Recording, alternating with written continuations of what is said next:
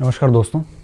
हम कक्षा 7 की एनसीईआरटी इतिहास पढ़ रहे थे और उसमें आज हम शुरू करने जा रहे हैं आपके सल्तनत काल का ये तीसरा अध्याय है और चौथे अध्याय में मुगल काल है। पांचवें अध्याय में सल्तनत और मुगल दोनों की कला व संस्कृति है। शुरुआत करते हैं तीसरे अध्याय को और अध्याय का नाम इन्होंने दिया है 12वीं से लेकर 15वीं शताब्दी तक दिल्ली। दिल्ली इसलिए लिखा है कि इस समय दिल्ली एक राजधानी के रूप में एक बड़े साम्राज्य के मुख्य राजनीतिक केंद्र के रूप में विकसित हुआ था। इससे पहले 12वीं शताब्दी से पहले या यूं कहिए कि सल्तनत काल से पहले दिल्ली केवल एक व्यापारिक केंद्र था और तोमर शासक अंगनपाल नरेश तोमर ने दिल्ली को दहलीवाल नाम से स्थापित किया था। इसको दिल्ली का कहा जाता था। दहलीवाल नाम से सिक्के चलाए गए थे यहाँ पे। और 12वीं शताब्दी में जैसे भारत के अंदर मुस्लिम सत्ता आरंभ होती है और 12वीं शताब्दी का जो काल था इसे हम भारत के अंदर मुस्लिम सत्ता की आरंभ का काल देखते हैं। तराइन के दूसरे युद्ध के बाद जैसे ही पृथ्वीराज चौहान की पराजय हुई उसके साथ ही भारत में मुस्लिम सत्ता स्थापित हो चुकी थी, जिसकी बात हमने पिछले क्लास में की और आगे भी करते रहेंगे। जैसे ही सल्तनत काल शुरू हुआ दिल्ली का महत्व बढ़ता गया। पूर्व में जो दिल्ली का स्थापित की गई थी वो 7 बार स्थापित हुई, 7 बड़ी बड़ी कॉलोनीज में स्थापित हुई। और कैसे स्थापित हुई इसकी हम बात करेंगे और ये सब 15वीं शताब्दी तक चलता रहा। ठीक है। और जैसे ही 16वीं शताब्दी आई मतलब 1500 के बाद, तो 16वीं शताब्दी के अंदर मुगल काल की सत्ता शुरू हो जाएगी। तो पहले 12वीं से 15वीं शताब्दी जो सल्तनत काल है उसको पढ़ेंगे और उसके बाद हम आगे जाएंगे। इसमें टोटल 4 हेडिंग है। सबसे पहले कि सुल्तानों के अधीन दिल्ली किस तरह से एक राजनीतिक केंद्र के रूप में उभरी। दूसरा इसमें देखेंगे कि खिलजी और तुगलक वंश के अंतर्गत प्रशासन नजदीक से एक नजर देखेंगे और 15वीं और 16वीं शताब्दी में सल्तनत काल किस तरह से रहा। लास्ट में देखो इसमें कुल 5 राजवंश हुए। अगर आपको पता हो तो एक गुलाम वंश हुआ, सबसे पहले था, और गुलाम वंश के बाद में खिलजी आए जो खल्ज प्रदेश से आए थे। खल्ज प्रदेश अफगानिस्तान में है लेकिन खिलजी अफगानी नहीं थे, तुर्क थे। तुर्कों से उनको बाहर निकाला गया था और खल्ज में आके बस गए थे, तो उनकी संस्कृति जो है वो अफगानियों जैसी थी। ये थे तुर्क। खिलजियों के बाद में तुगलक आए। ठीक है। और ये किरान घराने के तुर्क थे। उसके बाद में सैयद वंश आया, ये सिया था। और अंत में लोदी आया जो अफगानी थे। ठीक है। ये तीनों तुर्क थे। अब गुलाम वंश का जो काल था ये सल्तनत की स्थापना का काल था। तो इस समय कुतुबुद्दीन ऐबक से कुछ खास हुआ नहीं था, वो तो लाहौर में राजधानी बना के बैठा था। इल्तुतमिश ने सल्तनत काल को एक वास्तविक रूप से स्थापित किया और उसने खलीफा से खिलत प्राप्त करी थी, मान्यता प्राप्त करी थी, लाल कपड़ा प्राप्त किया था। फिर बलबन ने ठीक विस्तार किया, लेकिन इस समय शासन पद्धतियां इतनी अच्छे से स्थापित हुई नहीं थी। उसके बाद में आते हैं खिलजी और तुगलक। इस काल में अलाउद्दीन खिलजी, मोहम्मद बिन तुगलक, फिरोज शाह तुगलक जैसे बड़े नाम आते हैं। इन्होंने न केवल दिल्ली सल्तनत का विस्तार किया बल्कि इन्होंने एक मजबूत शासन सत्ता भी स्थापित की। केंद्रीय शक्ति के रूप में उभरे थे। दक्षिण भारत तक के राज्य इनके कदमों में थे। उसके बाद में अंत में आते हैं 2। ये 15वीं और 16वीं शताब्दी के स्टेट थे, जो ये लिखा है ना कि 15वीं और 16वीं शताब्दी में सल्तनत। तो ये लास्ट हेडिंग सैयद और लोदी वंश की है। सेकंड हेडिंग खिलजी और तुगलक की है और आरंभ में गुलाम वंश के बारे में ज्यादा इन्होंने लिखा नहीं। ये 5 राजवंश थे टोटल। इन्होंने भारत के अंदर आपके 12वीं से लेकर और 15वीं शताब्दी तक शासन किया था। इसे हम सल्तनत का काल कहते हैं। सल्तनत सल्तनत क्यों कहते हैं, इसके पीछे भी एक रीजन है। हम पढ़ते जाएंगे, समझते जाएंगे। मुगल काल को हम बादशाहों का काल कहते हैं, इसको हम सुल्तानों का काल कहते हैं। बेसिकली फ़र्क सिर्फ इतना है कि जो बादशाह होते थे वो अपने आप को सर्वोच्च मानते थे, वो ये मानते थे कि हमारे ऊपर कोई नहीं है, वो अपने आप को सर्वोच्च शक्ति स्वीकार करते थे और किसी भी खलीफा से खिलत प्राप्त करना या खलीफा के अधीन स्वयं को स्वीकारते नहीं थे। बाबर ने बादशाह की उपाधि ली थी हुमायूं के जन्म पर। सल्तनत काल के जो सुल्तान थे ये अपने आप को खलीफा की, जो आपके पूरी की पूरी खलीफत थी, जो राज्य था, उस खलीफत का हिस्सा मानते थे और अपने आप को सर्वोच्च नहीं मानते थे बल्कि खलीफा के अधीन मानते थे और एक सांकेतिक रूप से उपहार स्वरूप कुछ भेजते भी थे और वहां से किल्लत आती थी। किल्लत में लाल कपड़ा होता था, एक रखने के लिए आपके ये ध्वज होता था, एक पत्र होता था जिसमें क्या होता था, खिलत प्राप्त करने के बाद इस्लाम जगत की जो दुनिया थी, जो इस्लामिक लोग थे, वो शासक को स्वीकार कर लेते थे क्योंकि खलीफा जो है इस्लाम में सर्वमान्य जो है वो धर्म गुरु माना जाता था, उत्तराधिकारी माना जाता था एक टाइप से। वो तो मुख्य पदाधिकारी था राजनीतिक रूप से भी और धार्मिक रूप से भी। तो खलीफा के अधीन मानते थे सुल्तान सारे स्वयं को।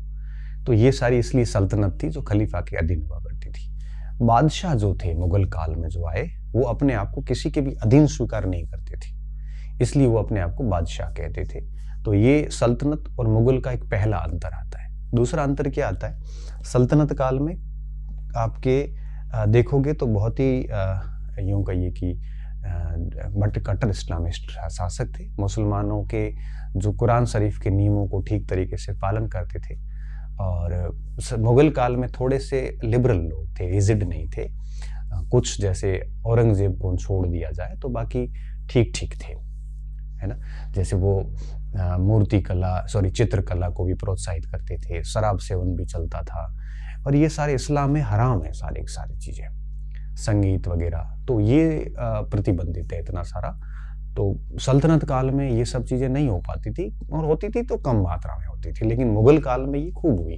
कई बार पूछते भी इंटरव्यू में भी, जब चित्रकलाएं वगैरह ये सब इस्लाम में वर्जित है तो फिर उन्होंने, ये राजा खुद अच्छे चित्रकार हुआ करते थे, जहांगीर देखो, अकबर देखो, सारे अच्छे ज्ञाता थे। फिर इन्होंने इस्लाम के नियम नहीं माने क्या, तो ये उदार थे, ये थोड़े से, ये बाद के कन्वर्टेड लोग थे, इस्लामिस्ट, मूल इस्लामिस्ट नहीं थे। जैसे सल्तनत काल के जो मुसलमान थे, अलाउद्दीन वगैरह, ये तुर्क थे और वहां से मुसलमान थे। ये मुगल जितने भी थे ये बाद के कन्वर्टेड थे, तो इतने नियमों को पालन नहीं मानते थे। हालांकि सल्तनत काल में भी कुछ शासक ऐसे थे, जैसे बलबन था, अलाउद्दीन खिलजी था, मोहम्मद बिन तुगलक था।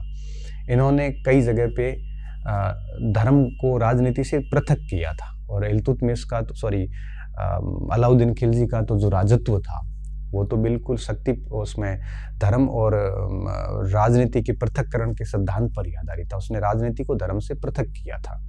उसने बहुत स्पष्ट कहा था कि भाई उल्लेमा वगैरह ये तय नहीं करेंगे कि मैं शासन कैसे करूंगा, ये तो मैं तय करूंगा कि मुझे कैसे शासन करना है। तो कुछ चीजें, अपवाद हर जगह थे। तो ये सल्तनत काल था जो कि पृथ्वीराज चौहान की तराइन के द्वितीय युद्ध में पराजय के बाद ये स्थापित हुआ और यह पानीपत के पहले युद्ध तक चला, 1526 तक।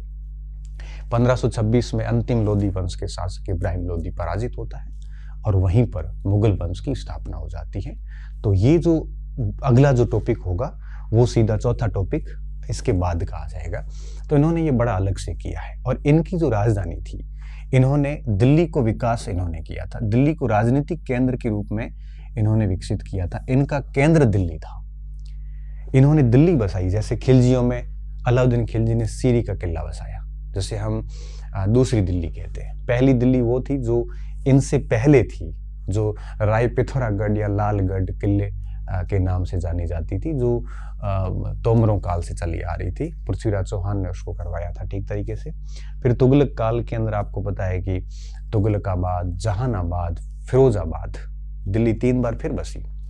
उसके बाद में दिल्ली, इन सब के काल में 4 बार दिल्ली इनके काल में बसी और 3 बार मुगलों ने, 4 नहीं, 4 बार इन्होंने बसाई, 3 बार मुगलों ने बसाई। जिसमें आप देख लो कि एक सीरी का इसका था, शेरगढ़ या इसका शेरगढ़ था, हुमायूं का दीन पना था, शाहजहानाबाद था। ये 2 दिल्लियां जो है वो आपके मुगल काल में बसी। उससे पहले इन्होंने अलाउद्दीन के काल में सीरी का दुर्ग बसा।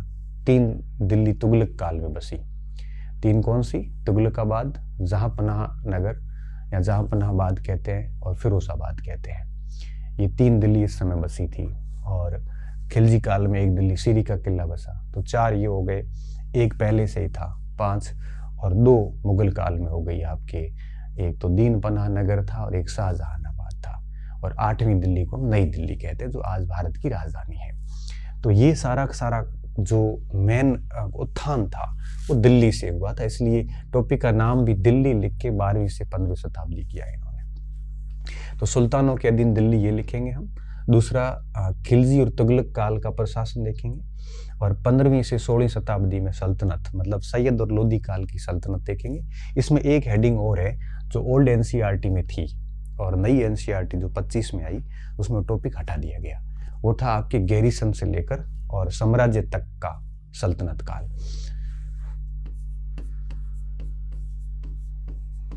गैरीसन से, ये दूसरी हेडिंग है पहले नंबर के बाद।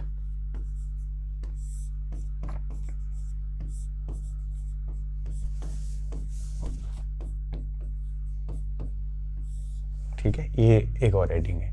इसका क्या मतलब है? गैरीसन उसे कहते हैं जो सैनिकों के रहने की जो छावनी होती थी, जो अड्डा होता था, उसे हम गैरीसन कहते हैं। जो किलेदार होता था और मजबूत बस्ती होती जिसमें फौजी रहते थे, सेना रहती थी।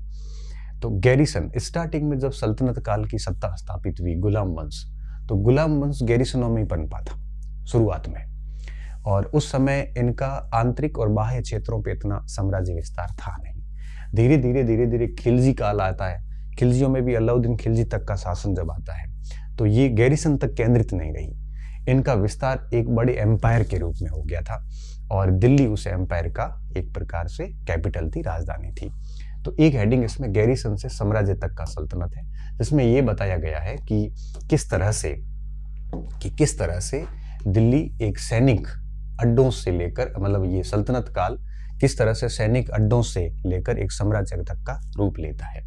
तो पहली हेडिंग ये रहेगी अपने, और दूसरी हेडिंग ये रहेगी, तीसरी हेडिंग ये रहेगी, और चौथी हेडिंग ये रहेगी। 4 हेडिंग में हम पूरे इस चैप्टर को समझने वाले हैं। ठीक है, तो अब हम बात को शुरू कर रहे हैं। ये थोड़ी सी पृष्ठभूमि थी, आप इसको लिख लेना, ये थोड़े बिंदु लिख लेना। ये आरंभ के जो 4 थे ये तुर्क थे। कौन थे? तुर्क थे, जो तुर्की से आए थे। और लोदी कौन थे? अफगानी थे। इसलिए सल्तनत काल को तुर्क अफगान संस्कृति का काल भी कहते हैं। क्या कहते हैं? तुर्क अफगान संस्कृति का काल भी कहते हैं। इसमें अफगानी वंश लोदी था, लोदियों को हरा के मुगल सत्ता शासन में आई थी। इसलिए अफगानी जितने भी थे ये मुगलों को अपना शत्रु मानते थे, और यही कारण था कि अफगानी हमेशा प्रयास करते रहे कि किसी तरह से मुगलों को यहाँ से बाहर निकालें। और आपने पढ़ा है कि उस समय के जो राजपूत शासक थे उनकी सेना में अफगानी थे, चाहे हाकिम मंसूर हो, चाहे हसन खान मेवाती हो, ये सारे इसलिए वहाँ उस सेना में थे कि उनको मुगलों को पराजित करना था। और आपको पता है कि उस समय एक राजपूत ही एकमात्र शक्ति थे जो मुगलों को पराजित कर सकती थी। तो अफगानियों ने राजपूतों का साथ दिया था। और ये खानवा का युद्ध हो चाहे हल्दी घाटी का, मेन सेनापति अफगानी थे। और शेरशाह सूरी भी अफगानी था। और चौसा और कन्नौज की युद्धों में हुमायूं को पराजित करके दूसरा अफगान वंश स्थापित किया। सूरवंश दूसरा अफगान वंश था। तो पहला अफगान वंश कौन सा था? लोधी था। लेकिन बाद में अफगानियों को दमन करना शुरू किया। अफगानी पूर्वी भारत चले गए, बंगाल में वहां चले गए, दिल्ली के निकट उनका दमन चल रहा था। तो आपको पता, जब आप जय सिंह पढ़ते हैं, मान सिंह पढ़ते हैं, तो इन लोगों को बंगाल अभियान अफगानियों के विरुद्ध भेजा गया था। दाऊद खान वगैरह वो सारी चीजें थी। तो ये अफगानी थे, ये तुर्क थे, इसलिए इस काल को तुर्क अफगान संस्कृति भी कहा जाता है। क्या कहते हैं? तुर्क अफगान संस्कृति। और कई बार खिलजी से हम कंफ्यूज होते हैं कि अफगानी थे, मगर खिलजी अफगानी थे नहीं, क्योंकि खिलजी इसलिए थे कि वो खल्ज प्रदेश से आए थे, और खल्ज प्रदेश अफगानिस्तान में, इसलिए कंफ्यूजन बढ़ता है। मगर खल्ज प्रदेश में जब वो आए थे तो वो आए कहाँ से थे? आए तुर्क से थे, क्योंकि तुर्क लोग इनको थोड़ा निम्न स्तरीय मानते थे, तो वहां से उनको निकाल दिया गया। तो ये आके खल्ज प्रदेश में बस गए। तो जब जहां बसे तो वहां की संस्कृति इन्होंने अडॉप्ट कर ली। तो अफगान टाइप की इनकी संस्कृति है, लेकिन ये है तुर्की, ठीक है। तो अफगान संस्कृति कहते हैं क्योंकि ये खलीफत या खलीफा से खिलत वगैरह प्राप्त करते थे। हालांकि कुछ सुल्तानों ने तो खुद को ही खलीफा घोषित कर दिया था, मोहम्मद शाह जैसों ने, तो इसलिए इसको सल्तनत काल भी कहा जाता है। अब इसमें सारे सुन्नी थे, एक सिया भी था, सैयद सिया थे जो ये मानते थे कि हम ये सैयद अपने आप को सीधा मोहम्मद शाह से जोड़ते हैं, बाकी के लोग सुन्नी थे। तो इस तरह से ये सारी चीज़ें थी। ये तो एक बेसिक परिचय था जो आप लिख लेना अपनी रजिस्टर में। अब हम मेन पॉइंट पे आते हैं, आप इसको एक बार ठीक से कर लेना। अब देखिए हमारी पहली हेडिंग पे आते हैं। ये मैप दिया हुआ एनसीईआरटी के स्टार्टिंग में, और इस मैप में दो चीज़ें बताई गई हैं कि दिल्ली सल्तनत के कुछ चुने हुए शहर, ये सारे के सारे आज दिल्ली का हिस्सा है, चाहे फिरोजाबाद हो, चाहे फिरोजा कोटला हो, चाहे वो आपके यूं कहिए कि ये फिरोजाबाद, फिरोजा कोटला हो गया, और ये तुगलकाबाद हो गया, आदिलाबाद हो गया, जहांपना नगर, हौज खास, सीरी, दिल्ली किला, कोहना, कुतुब मीनार, ये सारे के सारे आज है वो दिल्ली का हिस्सा है। इसलिए कहते हैं कि दिल्ली जो है वो 7 बार बसी थी। तो स्टार्टिंग में हम यहाँ पे पढ़ते हैं कि दिल्ली जो है उसका इतिहास थोड़ा देखते हैं, और इसका इतिहास दिल्ली का शुरू हो जाता है तोमर वंश से। मैं आपको बता दूं कि दिल्ली में आरंभ में तोमर वंश का शासन था, तोमर राजपूत थे। हालांकि कुछ इतिहासकार तोमरों को जाट भी बताते हैं। तो अंगनपाल नरेश तोमर ने दिल्ली का नामक नगर बसाया था, और यह एक व्यापारिक नगरी थी, यहाँ से व्यापार होता था। इसके बाद में इनको चौहानों ने पराजित किया। चौहान अजमेर और दिल्ली को अपना केंद्र बनाए रखना चाहते थे। चौहान राजवंश में ये बात पढ़ते भी है। लेकिन पृथ्वीराज चौहान के पराजित होने के बाद यहाँ पर दिल्ली के अंदर इल्तुतमिश ने यहाँ राजधानी बनाई, और उसके बाद सल्तनत काल के अंदर दिल्ली राजधानी रहा, और दिल्ली सल्तनत काल में एशिया का सबसे शक्तिशाली नगर के रूप में उभरा। उस समय सबसे शक्तिशाली लोग थे ये। अलाउद्दीन ने मंगोलों की क्या हालत की थी आपको पता होगा, आपने पढ़ा होगा, हम आगे पढ़ेंगे इसको। तो दिल्ली एक राजनीतिक केंद्र के रूप में उभरा, बड़े शक्तिशाली केंद्र के रूप में उभरा। अब आगे आप अगर देखते हो दिल्ली को, तो दिल्ली के अंदर 7 बार दिल्ली के अलग अलग नगर बसे थे। सबसे पहले हम दिल्ली को राय पिथौरागढ़ का किला कहते हैं, पृथ्वीराज चौहान का था। उसके बाद में हम सीरी का किला कहते हैं, जो अलाउद्दीन खिलजी ने बसाया। उसके बाद गयासुद्दीन तुगलक ने तुगलकाबाद बसाया, गयासुद्दीन तुगलक ने। मोहम्मद बिन तुगलक ने जहांपना नगर, फिरोज शाह तुगलक ने फिरोजाबाद बसाया। उसके बाद में हुमायूं ने शेरगढ़ या दीन पना नाम से बसाया, जहाँ पे किला कोहना स्थित है, जो शेरशाह सूरी ने बनाया था। उसके बाद में शाहजहां ने शाहजहानाबाद को बसाया था।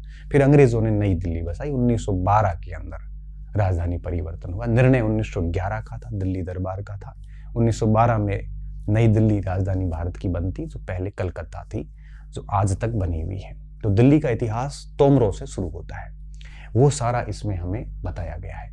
और तोमर वंश के समय से ही दिल्ली में एक सिक्का चलता था दहलीवाल करके, जो शुद्ध रूप से चांदी का सिक्का था, और कुछ मिश्रित ताम्र सिक्के भी दहलीवाल मिलते हैं। और जब सल्तनत काल का शासन शुरू हुआ तब भी ये सिक्का चलता रहा, और कहते हैं कि दिल्ली में सबसे दीर्घ काल तक चलने वाला ये सिक्का था, और अंग्रेजों के काल तक चलता रहा। फर्क इतना आया कि सल्तनत से पूर्व इन सिक्कों पर राजपूत शूरवीरों के चित्र अंकित हुआ करते थे, और जैसी सल्तनत काल शुरू हुआ तो उनके स्थान पे अमीर, अल हमजा ऐसे करके नाम अंकित किए जाने लगे। तो दहलीवाल के बारे में अगर मैं और बात करूं तो कुतुब मीनार जो बनी हुई है दिल्ली के अंदर, यहाँ पे ये कुतुब मीनार के पास में लेख लिखा हुआ है। उस लेख में लिखा है कि आपके लगभग 120 लाख के आसपास दहलीवाल सिक्के यहाँ पे खर्च हुए थे। मतलब दहलीवाल सल्तनत से पूर्व का सिक्का है, और सल्तनत काल में भी यह चलता रहा। तो पहले पेज में एनसीईआरटी इन 2 बिंदुओं पे बात करता है, एक दिल्ली पे और एक दहलीवाल पे, ठीक है। उसके बाद में हम आगे देखेंगे कि क्या बातें हुई फिर बाद में। पहले हम इस चीज को थोड़ा सा समझेंगे, ठीक है। दिल्ली और दहलीवाल हेडिंग दे देते हैं तो ज्यादा बेहतर रहेगा मेरे हिसाब से। दिल्ली व दहलीवाल। यहाँ पे क्या अपनी सीमाएं हैं, मैं थोड़ा अधिक आगे बढ़ नहीं सकता, बाकी इसमें सल्तनत काल को और मुगल काल के काफ़ी बड़ा कंटेंट है उसका। अपनी तो नोट्स की 2 बुकलेट आती है इसकी, तो ये कोई छोटा टॉपिक नहीं है, मगर कक्षा चूंकि 7 है तो मुझे उस हिसाब से ध्यान रखना पड़ रहा है और थोड़ा थोड़ा मैं चीज़ें ऐड करते हुए जा रहा हूँ। ठीक है, शुरुआत कर रहा हूँ मैं।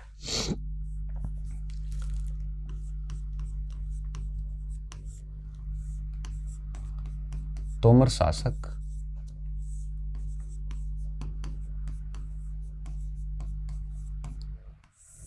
अंगनपाल ने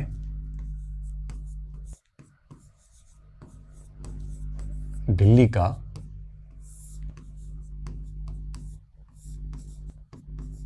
नगर बसाया। दिल्ली का नगर बसाया, ठीक है। किसने?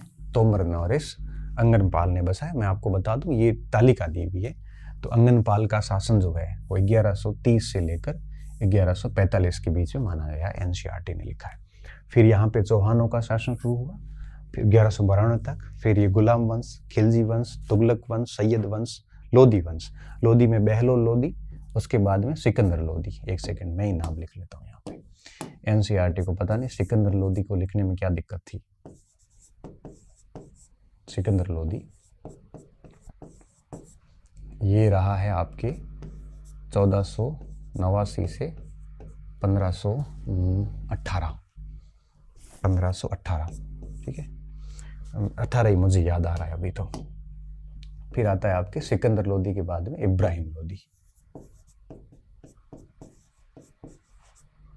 इब्राहिम लोधी जो रहा है 1526 तक, ठीक है। तो ये इनके बारे में मैंने आपको पहले ही थोड़ी सी डिटेल है वो यहाँ बता दी है, तो आप इसके साथ में इनको जोड़ सकते हो। किसको?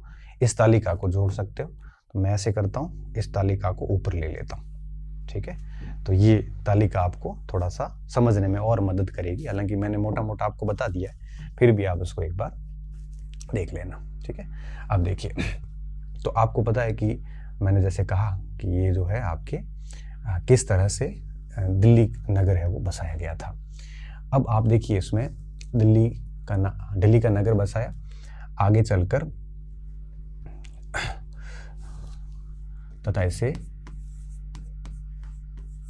तथा राजधानी बनाया।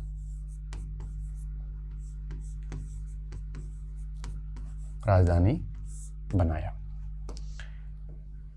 ठीक है।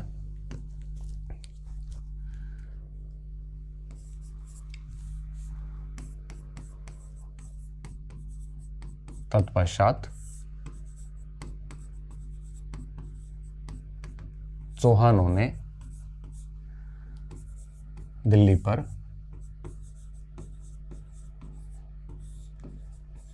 अपना अधिकार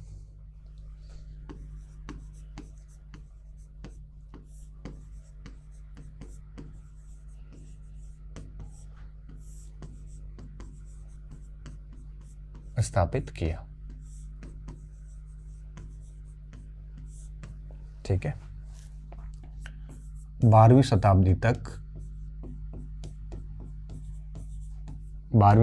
तक दिल्ली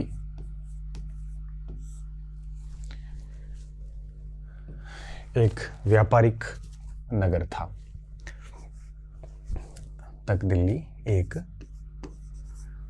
व्यापारिक व वाणिज्य का प्रमुख केंद्र था। व्यापारिक व वाणिज्य का प्रमुख केंद्र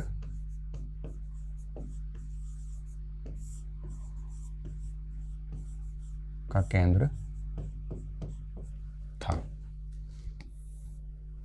और यहाँ पर समृद्ध जैन समुदाय रहता था, जिन्होंने कई पार्श्वनाथ के मंदिर भी बनाए और दहलीवाल के सिक्के भी उन्होंने चलाए थे। केंद्र था यहाँ पर। समृद्ध व्यापारी रहते थे। समृद्ध व्यापारियों में क्या, जैन समुदाय अच्छा खासा व्यापारी वर्ग है। समृद्ध यहाँ पर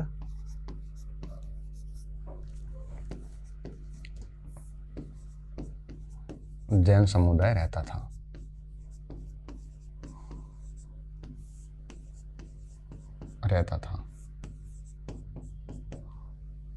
ठीक है, जैन समुदाय रहता था जिन्होंने कई मंदिर बनाए थे।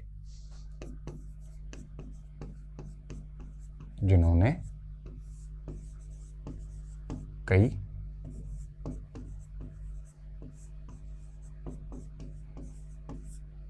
जैन मंदिर बनाए।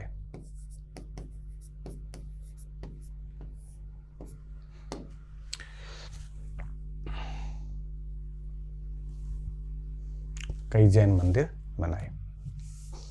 ठीक है, आगे क्या है, जैन मंदिर बनाए। फिर लिखेंगे कि 12वीं शताब्दी में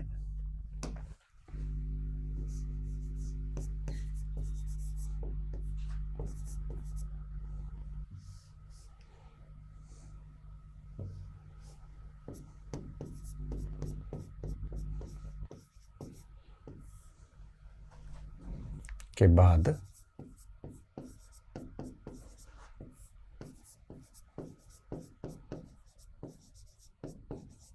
सल्तनत काल में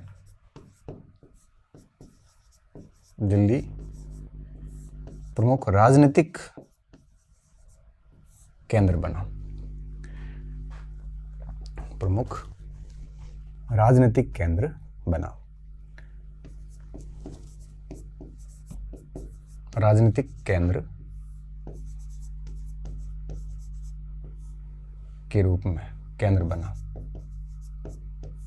दिल्ली को 7 बार बसाया गया।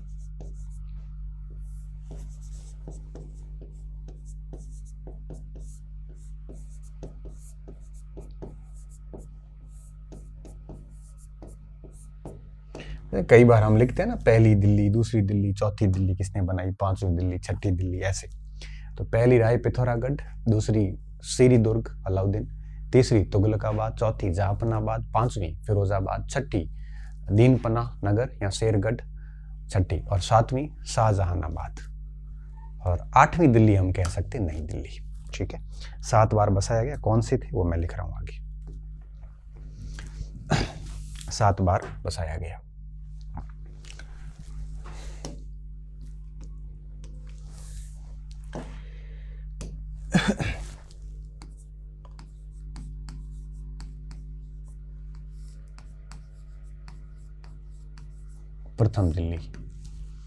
प्रथम दिल्ली राय पिथौरागढ़ नाम से जानी जाएगी।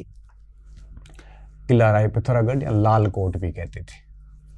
ठीक है,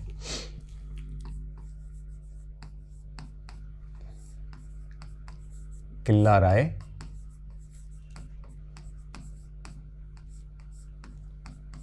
पिथौरागढ़ या लाल कोट कहते हैं। ये अवशेष आज भी हमें वो देखने को मिलते हैं। कहाँ पर? कुतुब मीनार के इनके पास में मिलते हैं। ठीक है, इसी तरह से दूसरी दिल्ली जो थी वो आपकी सीरी दुर्ग थी।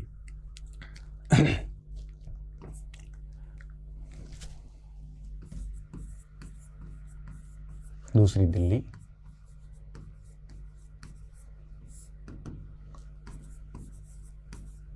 सीरी दुर्ग अलाउद्दीन खिलजी। सीरी फोर्ट कई बार परीक्षा में आता है कि सीरी फोर्ट किसने बनाया, क्योंकि जब अलाउद्दीन खिलजी राजपूतों में बिजी था उस समय, घेर लिया गया था दिल्ली को मंगोलों के द्वारा, तब उनसे अभियान से निपटने के लिए अलाउद्दीन ने सीरी का किला है वो दिल्ली से थोड़ा बाहर की तरफ बनाया था। ये उस समय का दिल्ली था, यहाँ पे बनाया था थोड़ा सा इनसे दूर। यहाँ पहले ये था, तो ये थोड़ा सा सीरी बनाया था यहाँ पे उस समय। ठीक है, उसके बाद में तीसरी दिल्ली तुगलकाबाद, जो कि गयासुद्दीन तुगलक ने बनाई थी। तीसरी दिल्ली, ऐसे थर्ड ही लिख रहा हूं मैं, आप तीसरी चौथी लिख लेना। तुगलकाबाद, और ये किसने स्थापित की? गयासुद्दीन तुगलक ने। फिर आता है चौथी दिल्ली।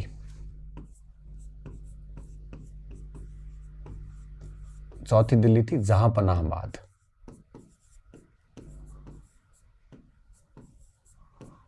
जहां पनाह बाद भी कहते हैं, जहां पनाह नगर भी कहते हैं, इन्होंने जहां पनाह ही लिखा है खाली। ये किसने किया? ये किया मोहम्मद बिन तुगलक ने। शॉर्ट में मैं MBT लिख रहा हूं। उसके बाद में 5वीं दिल्ली, और ये किया फिरोजाबाद।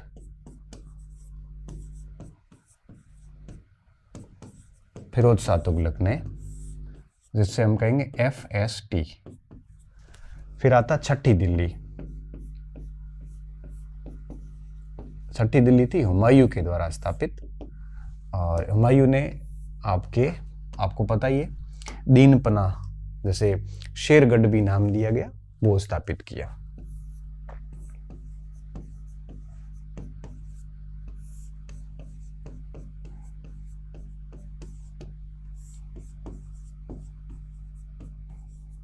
ये आता है कई बार कि प्रथम दिल्ली किसने बनाई थी, दूसरी दिल्ली किसने बनाई, ऐसे। फिर आती है 7वीं दिल्ली। ठीक है, शाहजहानाबाद।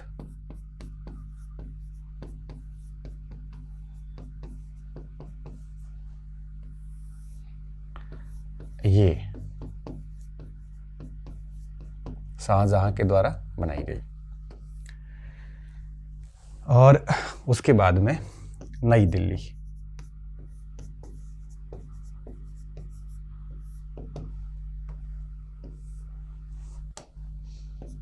उन्नीस 1911 में दिल्ली दरबार,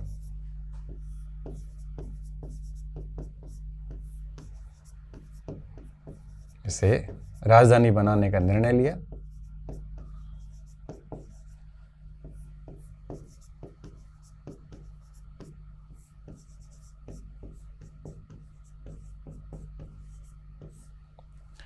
और 1912 में दिल्ली राजधानी के रूप में स्थापित।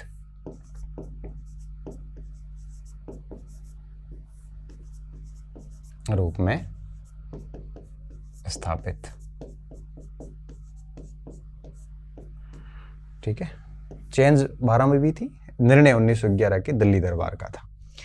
ठीक है, होर्डिंग का काल था, होर्डिंग बम कांड वगैरह आपने पढ़ा होगा। इस तरह से दिल्ली 7 बार स्थापित होती है, यही कुछ इसमें नाम लिखे हुए हैं। ठीक है, तो ये आप एक बार अपने स्तर पे देख लेना। और यहाँ पर जो सिक्का चलता था वो था दहलीवाल। तो सबसे पहले हमने दिल्ली को समझ लिया, सॉरी, अब हम थोड़ा सा दहलीवाल को देख लेते हैं, उसके बाद में पहली हेडिंग हमारी कंप्लीट हो जाएगी।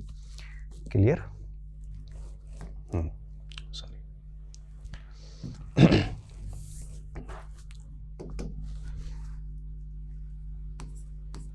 दिल्ली में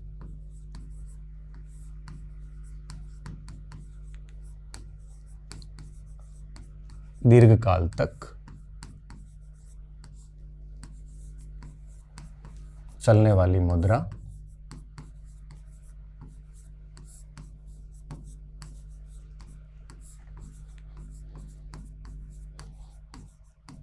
दहलीवाल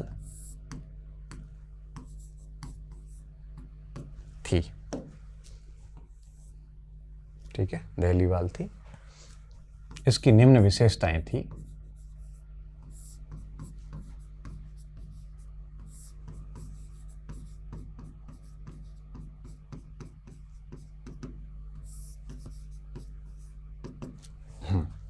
इसकी कुछ विशेषताएं थी, मैं शॉर्ट में आपको थोड़ी विशेषताएं बता देता हूं।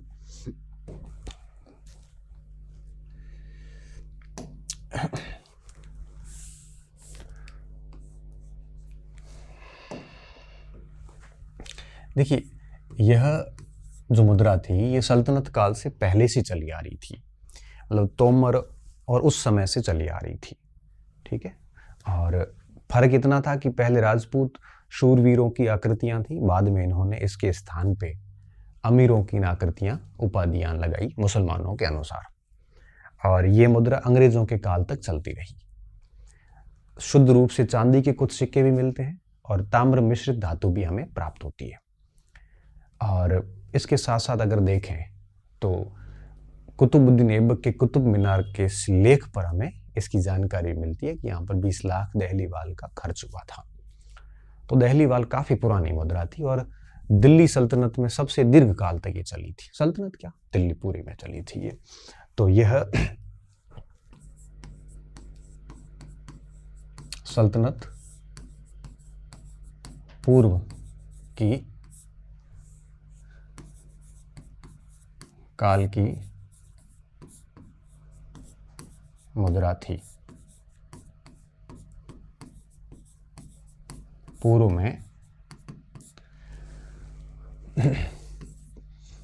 इस मुद्रा पर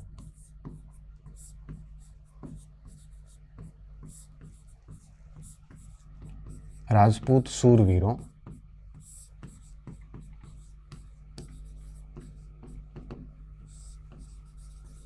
की आकृतियां उत्कीर्ण होती थी। और बाद में जब मुसलमानों का शासन शुरू हुआ तब इन्होंने अमीरों के नाम लिखे, ठीक है, जो संस्कृत और देवनागरी लिपि में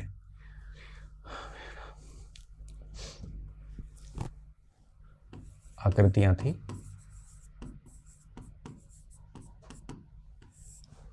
आकृतियां उत्कीर्ण थी।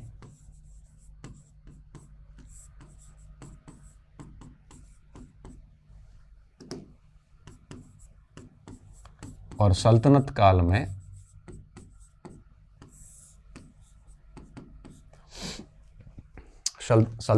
में इन पर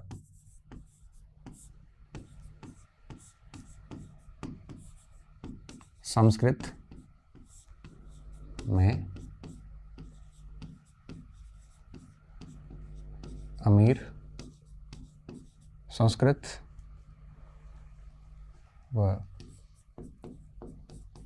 देवनागरी में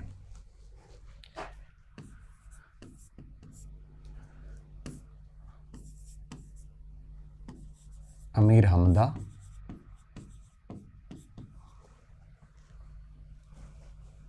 लेख लिखे गए।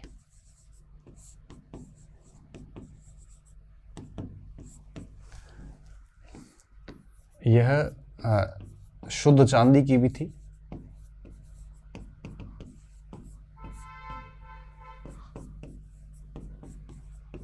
और मिश्रित ताम्र की थी। तो केवल चांदी की भी नहीं थी, इसमें कई ऐसी मुद्राएं भी मिली हैं जिसमें तांबे का मिश्रण भी था। और सल्तनत पहले से ये मुद्रा है वो चली आ रही है। कुतुब मीनार का जो लेख है उस लेख में लिखा है कि भाई 120 लाख दहलीवाल है वो खर्च हुए थे, ठीक है।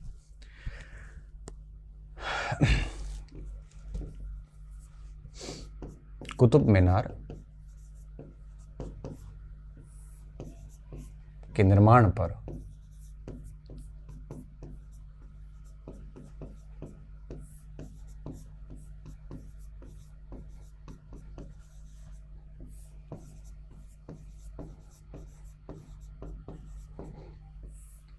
का व्यय हुआ था।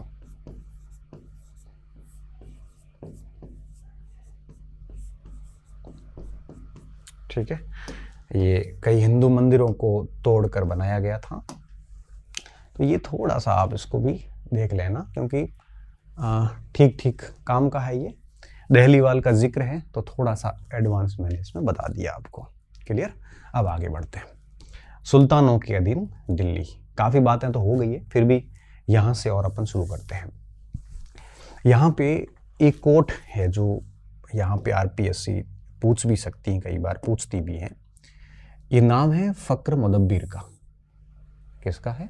फ़क्र मुदब्बिर का है, जो सल्तनत कालीन एक लेखक थे जिन्होंने आदाब उल हर्ब और संजर अबवा लिखा था।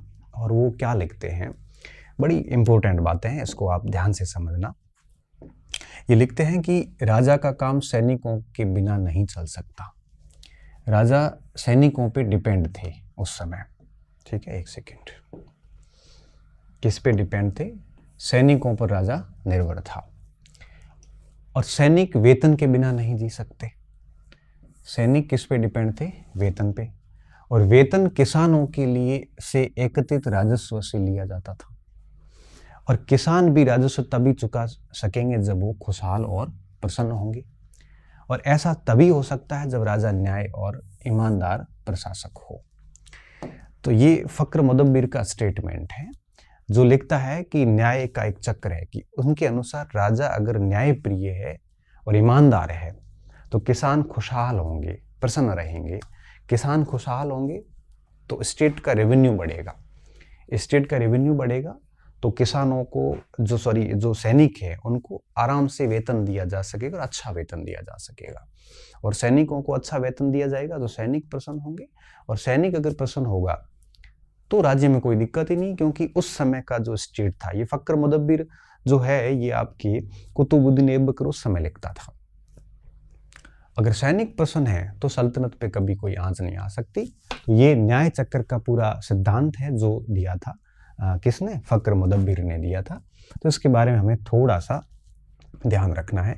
और आगे क्या लिखता है, सुल्तानों के अधीन जो दिल्ली थी इसकी जानकारियां हमें विभिन्न प्रकार की लेखों से प्राप्त होती है, जो कई तारीखें और तवारीखें मिली हैं हमें। तारीख एक वचन है, तवारीख बहुवचन है। उस समय कई सारी पांडुलिपियां लिखी जाती थी। पांडुलिपियां लिखने के लिए पहले लेखक कागज बनाता था, उसके बाद में उसको लेखन का कार्य करता था। उसमें जो जो मेन शब्द थे उनको वो सोने को पिघला के और वहां से उसको हाईलाइट करते थे, फिर उसकी जिल्द बना के और पुस्तक बनाई जाती थी। पांडुलिपि बनानी आसान नहीं थी। उसको तारीखें और तवारीखें कहते थे। फारसी भाषा का मुख्य रूप से यूज किया गया था। उन पांडुलिपियों में से एक ये भी है। तो इनसे हमें कई सारी जानकारियां जो है वो मिलती थी। पांडुलिपि लिखने वाले जो लेखक होते थे वो बेसिकली गांव से संबंधित कोई नहीं होता था, सब नगरों के थे। तो नगरों की जानकारियां हमें ज़्यादा मिलती हैं। वो गवर्नमेंट में वो किसी बड़े पद पे सेक्रेटरी या नबीर जैसे पदों पे होते थे, और वो हमेशा से राजा को आदर्श व्यक्ति बनाने का प्रयास करते थे। साथ ही साथ वो बिल्कुल लैंगिक भेदभाव करते थे। वो महिला को राजा होना स्वीकार नहीं करते थे। मिनहाज और सिराज जैसे लोगों ने रजिया सुल्तान को सभी गुणों से युक्त होने के बावजूद भी अपनी पुस्तक में एक राजा के रूप में स्वीकार इसलिए नहीं किया है कि वो महिला थी। उसके सारे भाई जो है उनसे वो बेहतर थी, योग्य थी, लेकिन पूरी जमात ने उसको एक्सेप्ट नहीं किया क्योंकि वो महिला थी। तो इन सारे लेखकों ने एक लैंगिक भेदभाव वाला दृष्टिकोण रखा है। तो सुल्तानों के अधीन दिल्ली की जानकारियां हमें विभिन्न प्रकार की पांडुलिपियों से मिलती। पांडुलिपियां आपके तारीख और तवारीख के रूप में थी, जो एक वचन और बहुवचन को दर्शाता है, और फारसी भाषा में थी। इन पांडुलिपियों को तैयार करने की एक प्रक्रिया होती थी, और उस पूरी प्रक्रिया को 4 चरणों में बांटते हैं। कागज बनाना, उसके ऊपर लिखना, हाईलाइट करना, जिल्द बनाना, और पांडुलिपि तैयार हो जाती थी। और फिर उन पांडुलिपियों में हमें लिखने वाले जो लेखक होते थे वो जनरली नगरों के लोग थे। तो नगरों की जानकारियां ज़्यादा मिलती है, और सरकार में बड़े पदों पे थे, लैंगिक भेदभाव रखते थे, राज्य को आदर्श बनाने की कल्पना प्रेषित करते थे। ये सारी चीज़ें जो है वो इस हेडिंग में आती। तो सबसे पहली बात हम क्या लिखेंगे कि इसकी जानकारी जो है वो हमें कहाँ से प्राप्त होती है, विभिन्न प्रकार की पांडुलिपियों पे।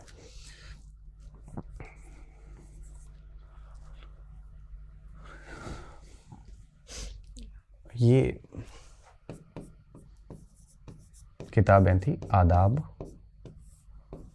उल हर्ब और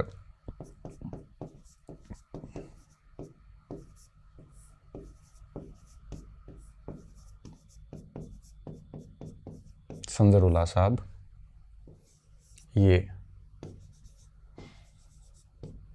फक्र मुदब्बिर ने लिखे थे।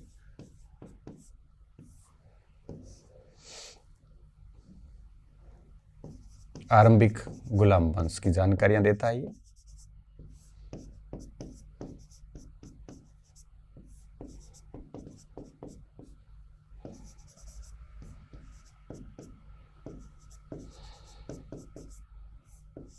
ठीक है, थोड़ा ध्यान रखना, पूछ लेते हैं कई बार।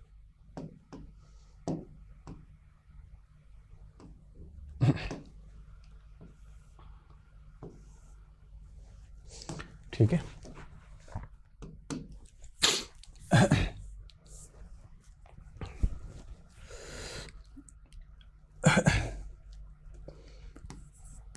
इसकी जानकारी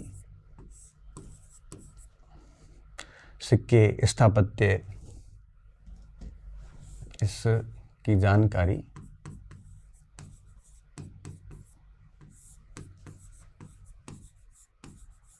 सिक्कों, स्थापत्यों, अभिलेखों,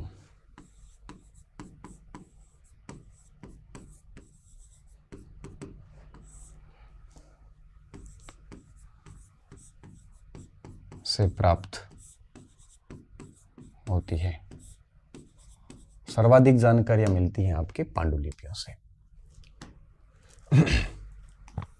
ठीक है।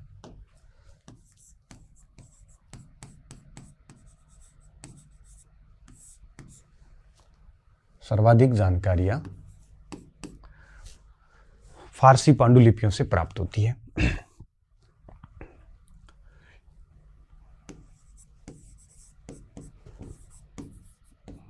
कार्या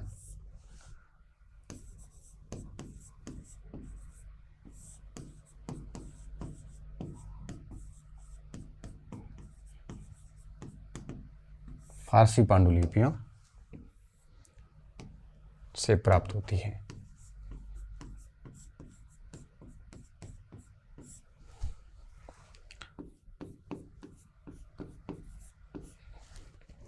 फारसी पांडुलिपियों से प्राप्त होती है, जैसे इतिहास,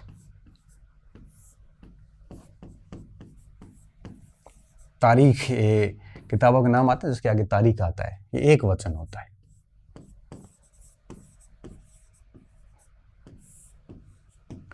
तारीख, तवारीख, तवारीख होता है बहुवचन।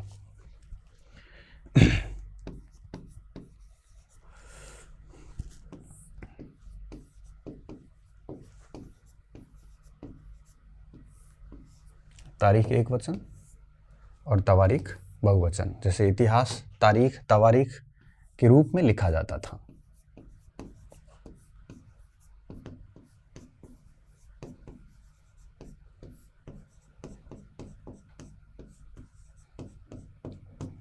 और पांडुलिपियों को 4 चरणों में पूर्ण किया जाता था।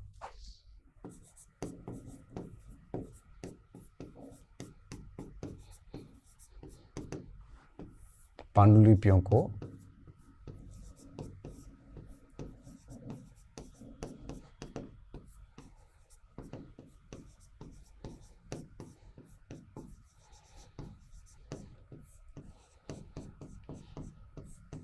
4 चरण से इसको पूरा करते थे। कैसे करते थे देखना।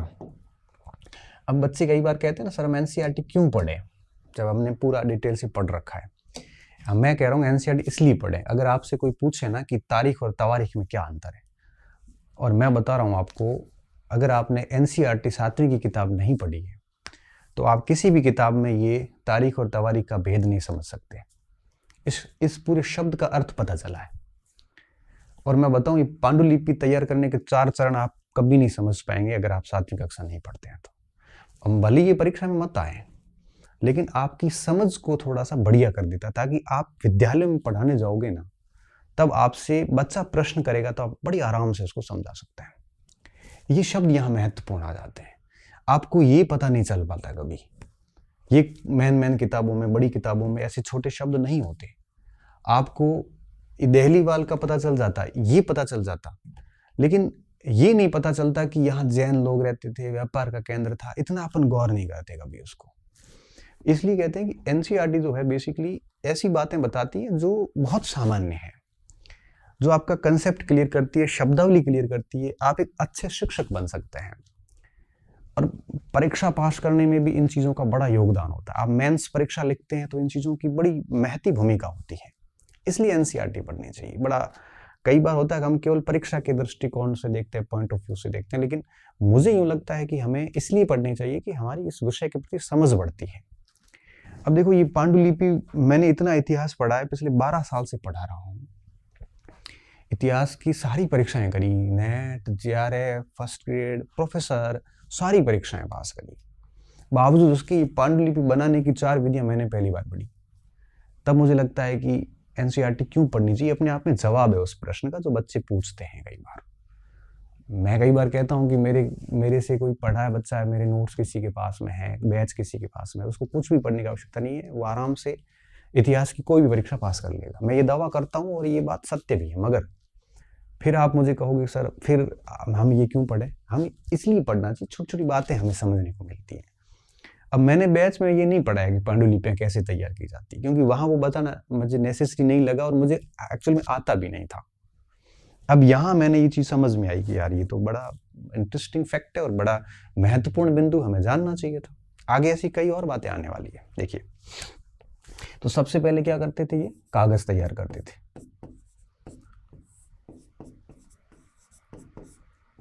तैयार करना, फिर क्या करते थे, ये पहला काम ये था। उसके बाद क्या करते थे, कागज पर लेखन।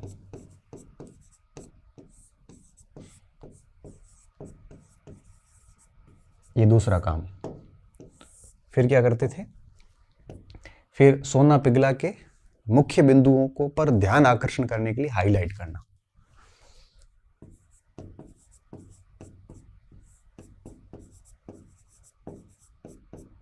पिघलाकर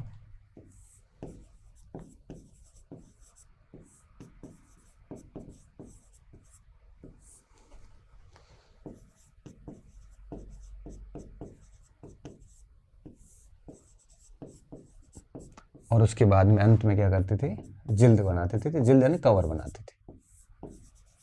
ऐसे पांडुलिपि तैयार की जाती थी।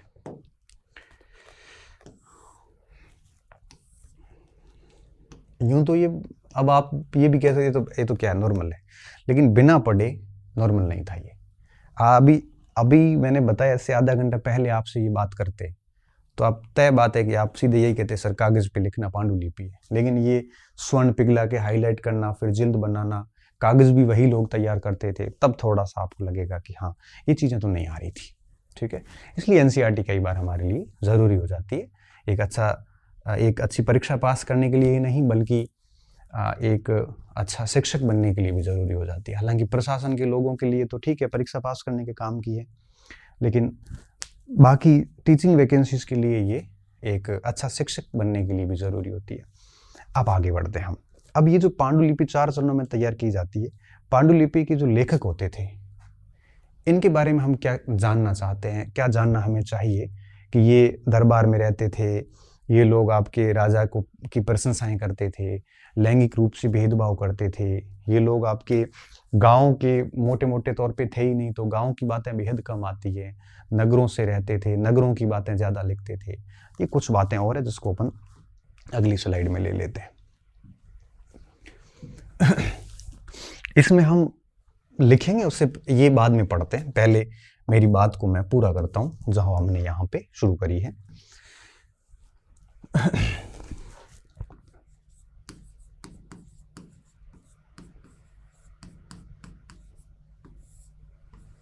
पांडुलिपि लेखक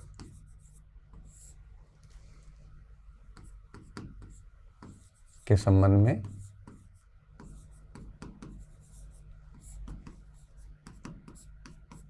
निम्न बातें गौर करने योग्य हैं।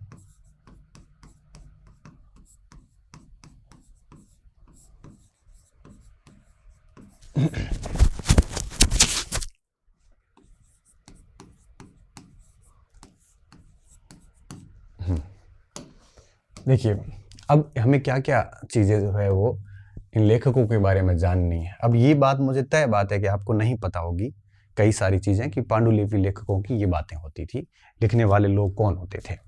अब देखिए, सबसे पहला, ये लोग लेखक जो है सचिव, प्रशासक, कवि या दरबारी सुशिक्षित होते थे। ये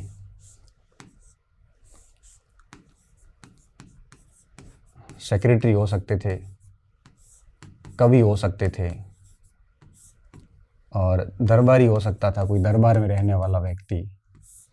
ये कोई सुशिक्षित व्यक्ति हो सकता था, जिसको रहता वो भी दरबार में था, सुशिक्षित थे। ठीक है, ये बात इनको अलग बनाती थी दो औरों से। इसके अलावा अगर अपन इसमें और देखें तो घटनाओं के वर्णन के साथ साथ शासकों को सलाह भी देते थे।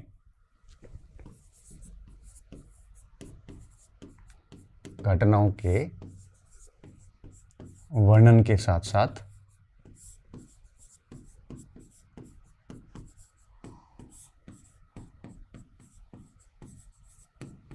शासकों को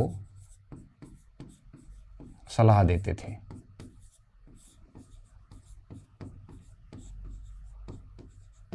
न्याय संगत शासन की सलाह देते थे। वो अपन ने फकर मुदब्बिर की जो बात हुई ना, उसको यहां पे आप जोड़ सकते हो।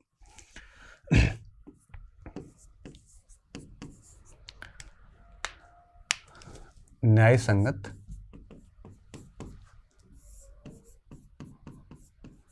शासन पर बल देते थे और नगरों में रहते थे तो गांवों की जानकारी नगण्य थी।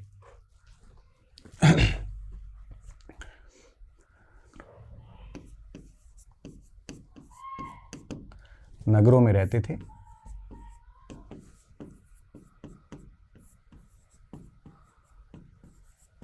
इस कारण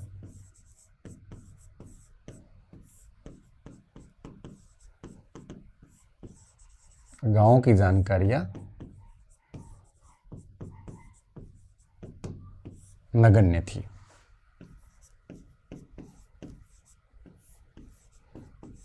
लैंगिक भेदभाव पर करते थे, वो इसमें मैं आपको समझाऊंगा।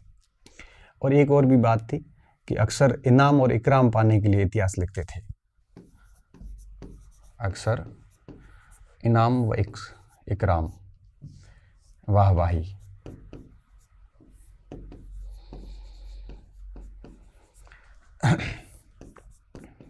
पाने हेतु इतिहास लिखते थे। दरबार में रहते थे तो सीधी सी बात है, आदर्श राज्य की स्थापना की बात करते थे मगर लैंगिक भेदभाव रखते थे।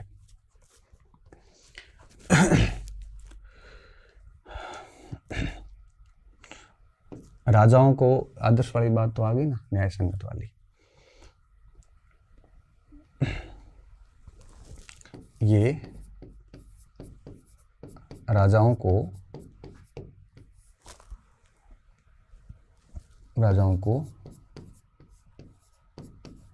जन्म सिद्ध अधिकार, उनको कहते थे कि राज्य करना आपका जन्म सिद्ध अधिकार है। अधिकार व लैंगिक भेदभाव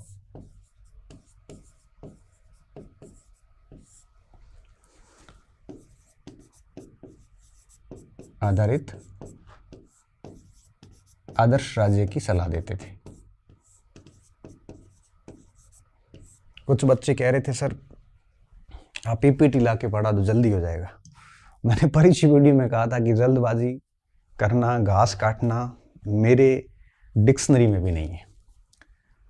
इसलिए मैं कहता हूं कि मेरे से वही बच्चा पढ़ सकता है जो धैर्य रख सकता है, अधीर ना हो। मेरे से वही स्टूडेंट पढ़ सकता है जिसको परिश्रम करने में डर नहीं लगता हो।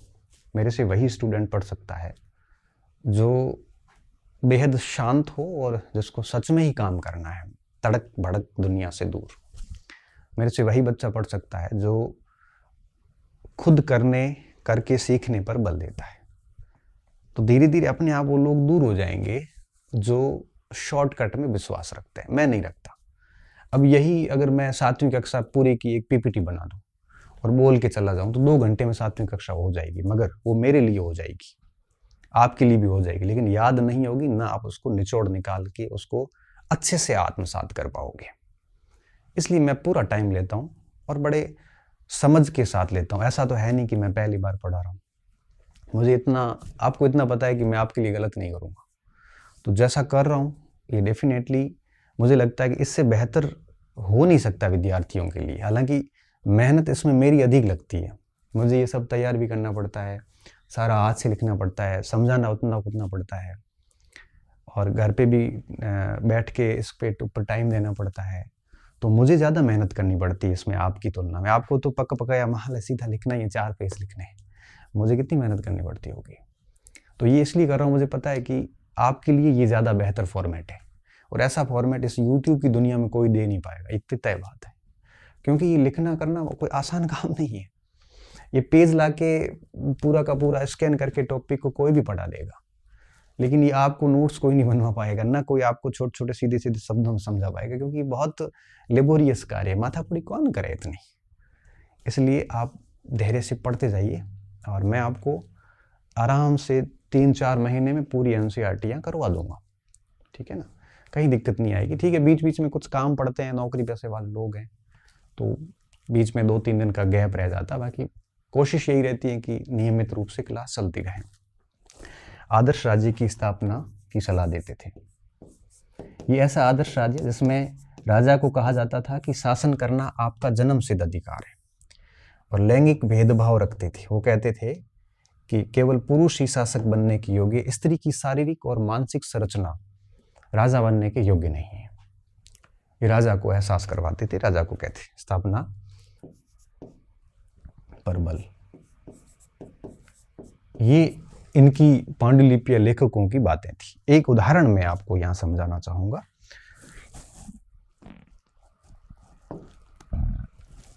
सॉरी, देखो, ये मिन्हाज के विचार थे। मिन्हाज कितना बड़ा लेखक था उस समय। तबकात नासिरी में क्या लिखा है, का सोचना था कि ईश्वर ने जो आदर्श समाज व्यवस्था बनाई है उसके अनुसार स्त्रियों को पुरुष के अधीन होना चाहिए, और रानी का शासन इस व्यवस्था के विरुद्ध जाता है। ये किसके खिलाफ लिखा है? रजिया के खिलाफ।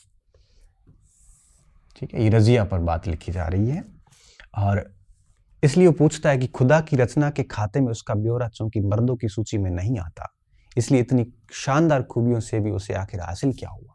मतलब ये कह रहा है कि उसमें इतनी खूबियां हैं। किसमें? ये रजिया की बात हो रही है। रजिया में इतनी खूबियां हैं, उसके बावजूद भी काम की क्या, क्योंकि वो पुरुषों की सूची में ही नहीं है। ये किसके विचार थे? रजिया पर विचार थे ये।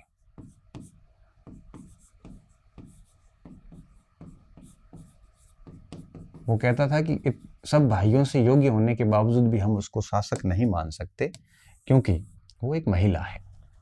तो मुस्लिम लेखकों ने महिलाओं को राजा बनने के योग्य नहीं माना था।